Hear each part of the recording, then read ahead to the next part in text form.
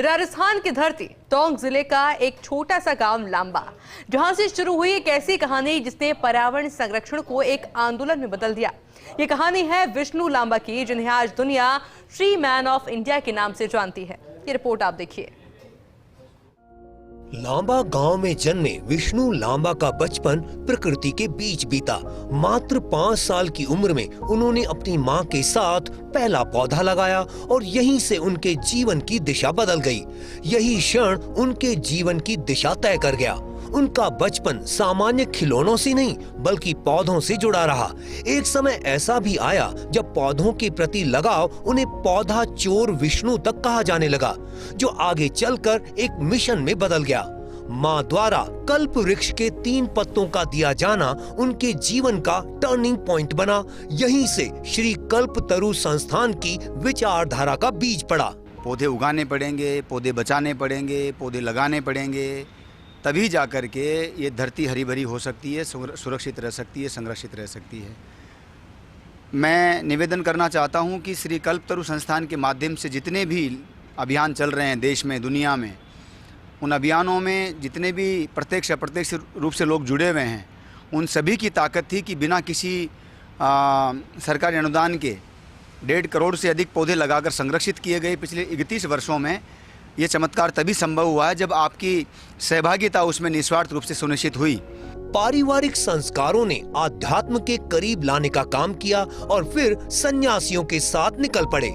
आज विष्णु लांबा श्री कल्पतरु संस्थान के अध्यक्ष हैं, जिसके माध्यम से देश भर में पर्यावरण संरक्षण, वृक्षारोपण और जन जागरूकता के अनेक अभियान संचालित किए जाते हैं। उनकी कार्यशैली साधारण होते हुए भी अत्यंत प्रभावशाली है, जिसने हजारों लोगों को प्रकृति से जोड़ दिया है। पिछले 31 वर्षों में विष्णु लांबा ने 1.5 करोड़ से अधिक पौधे लगाए और संरक्षित किए, लाखों पेड़ों को कटने से बचाया, 5.25 लाख तुलसी पौधों का विश्व कीर्तिमान वितरण किया, घायल पक्षियों व पशुओं के लिए निरंतर रेस्क्यू अभियान चलाए, परिंदों के लिए परिंदा अभियान के तहत लाखों परिंदे बर्ड हाउस लगाए, कई राज्यों में बड़े स्तर पर वृक्षारोपण मिशन संचालित किए।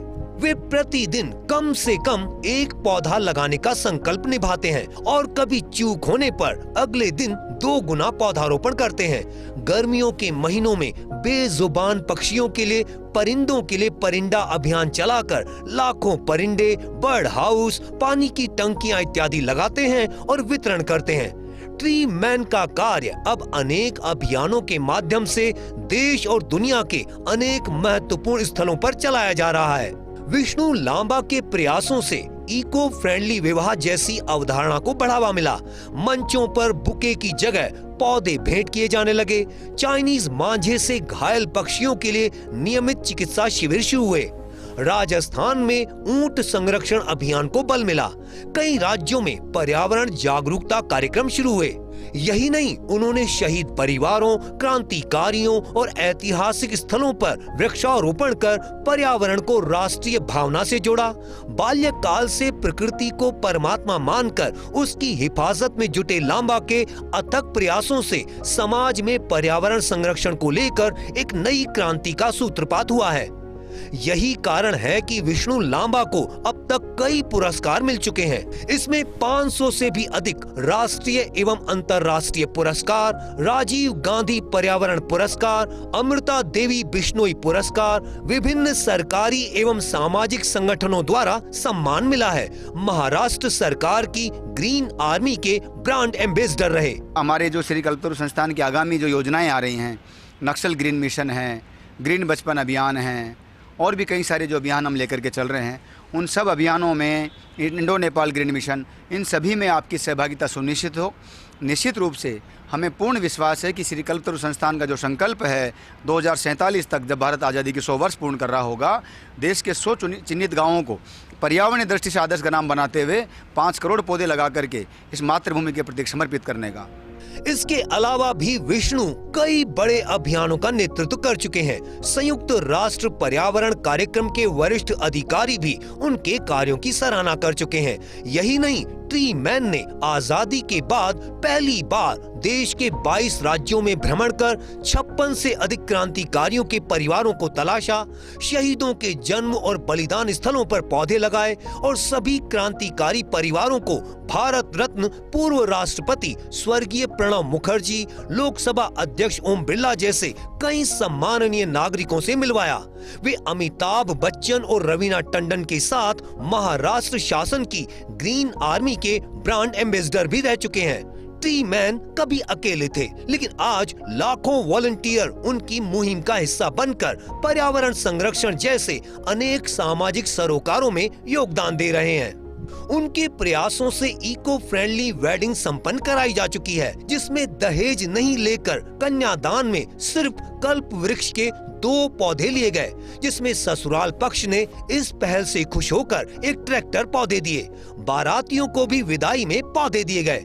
दूल्हे के घर आने वाले सभी मेहमानों से पौधारोपण कराया गया।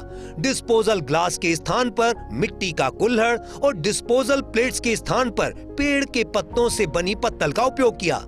शादी का कार्ड भी मात्र 2.5 इंच का छपवाया गया। उसमें भी पौधारोपण की स्पष्ट सूचना थी। ये विवाह विष्णु लांबा के छोटे भाई का था। हालांकि उन्होंने खुद कार्यों की व्यस्तताओं के चलते विवाह नहीं किया।